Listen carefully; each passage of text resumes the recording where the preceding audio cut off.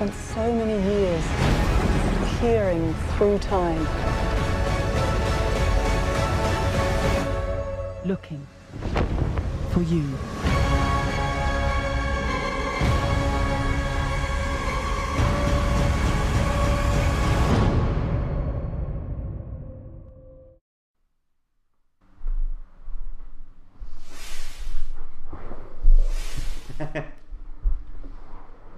Crazy back there.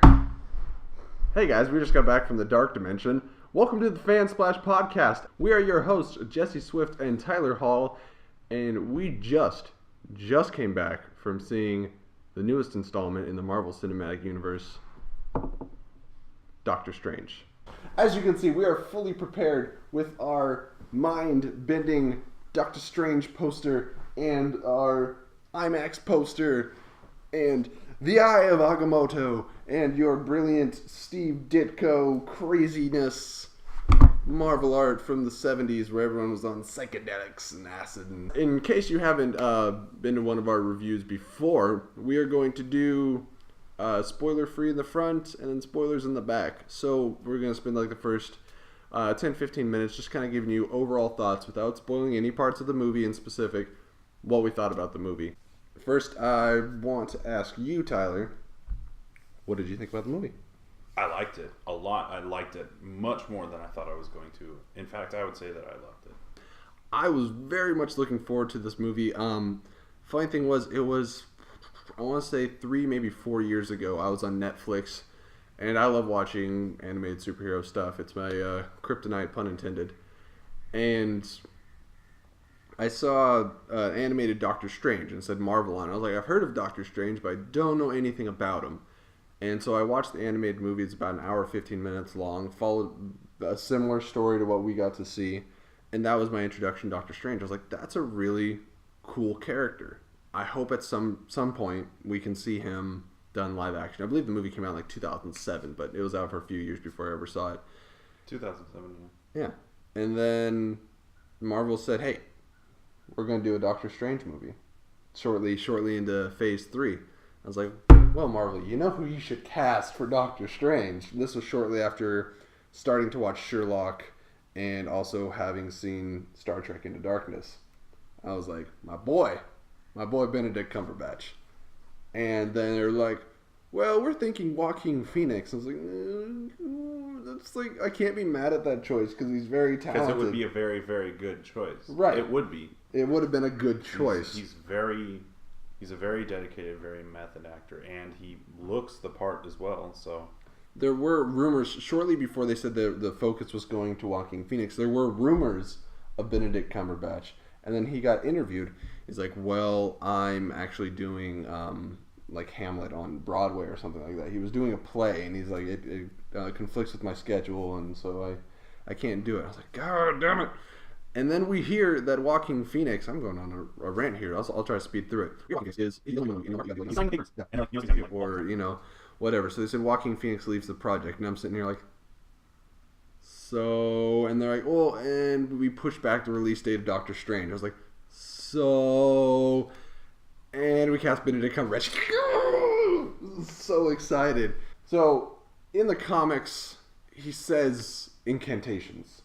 You know, he says, like, by the hoary hosts of Hogwarts and, like, all this things when he casts his spells. And I was like, the only person that can make me seriously believe in that would be Benedict Cumberbatch. Like, he could say some silly, ridiculous shit. I'm like, yeah.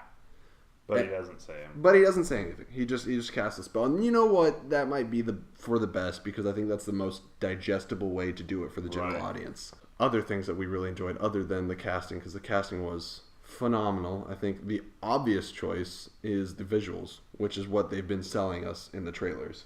Go see this spellbinding, acid trip on film.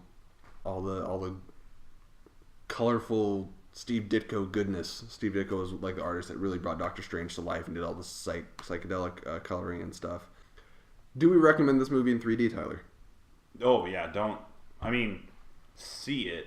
But if you're gonna, see it for the first time, I would highly recommend see it in 3D. Make sure it's IMAX 3D, not digital 3D. Two different things. It's one of the very few movies because I'm one of the biggest fuck 3D kind of guys, you know? Like, absolutely. But this movie, if you're gonna see in anything in 3D, do it with this one on your first experience, first time you see this movie.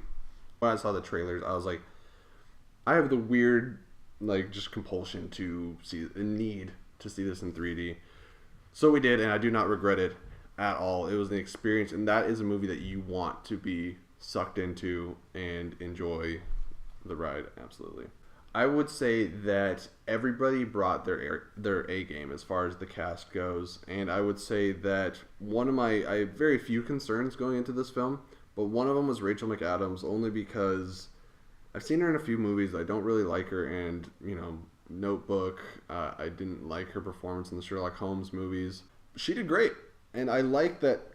So she's kind of the love interest, but at the same time, they don't spend a lot of time in it because this movie only runs just shy of 2 hours, so they don't have time to deal with a relationship. There's too much going on. There's more things at stake, and they just kind of. I love Rachel McAdams. Do you? That's fine. Most people do. I'm trying not to hold that in. I'm like sitting there, melting into the couch. don't be but I mad love at me. her. Well, she sold me in this movie, so maybe now. I don't have a girlfriend pillow of her or anything. I'm just. Does it have the arms? But she did really good in this. I thought she had both good comedic timing. They wrote her character well. He never had to save her in this movie. I think it was like a really realistic personal relationship dynamic. Much improved from like a Natalie Portman in Thor. Okay, no. That is the absolute worst that any like relationship dynamic can get. And it really is. The chemistry is phenomenal. It's done well, and it's natural and it's realistic. The costume design is incredible. The costume design is incredible. And before we get to our ratings here, what would you say to the people that saw the first and second trailer and said, "It's ripping off Inception"? It's not Inception. Yeah. There's the one shot of the buildings like bending in on each other, right? That shot from the trailer, everyone's like, "It's ripping off Inception." That's the only Inception-like shot. Well, there's some action scenes that are kind of like Inception, but this is the least of it, dude. Yeah. There's so much of that. It's like here's your chunk that's like Inception. There's the movie. So Inception's like, oh, cool, the street can bend. This one's like, yeah.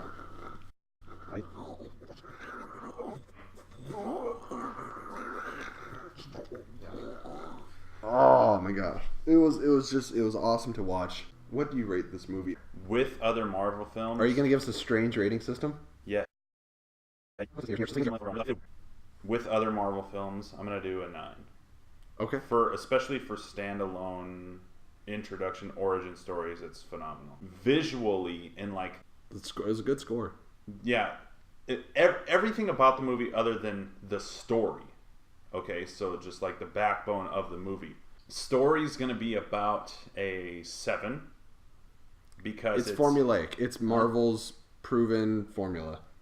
It's formulaic for actually just any typical superhero movie. Yeah, I've spent this time trying to think on how I want to rate this because similar to what you're saying, visuals spectacular.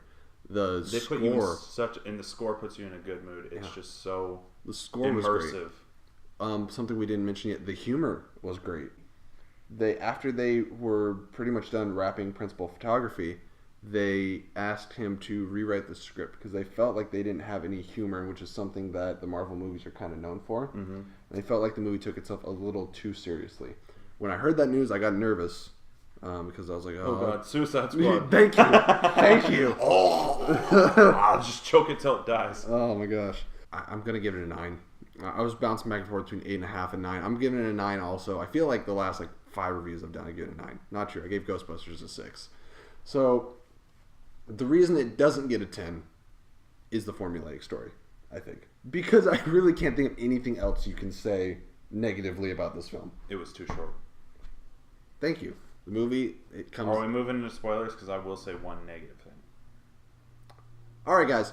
So thank you for joining us for the non-spoiler section. Now you are only permitted to continue if you have seen the film. So if you haven't yet, go watch it immediately. Come back and join us for this half in our installment where we talk spoilers. So here is your spoiler warning. How do I get from here to there? Hey everybody, thanks for watching. Hope you enjoyed it and keep an eye and an ear out for exciting new content. Be sure to follow us on all the social media sites. Twitter is @TheFansplash. YouTube, just search Fansplash. We've got an open Facebook network, Fansplash Network. Instagram is fan_splash_podcast. SoundCloud.com/fansplash. You can email us, thefansplash@gmail.com, and Reddit @r/fansplash. Title and end credit songs written by Jacob Hall. See you next time. May the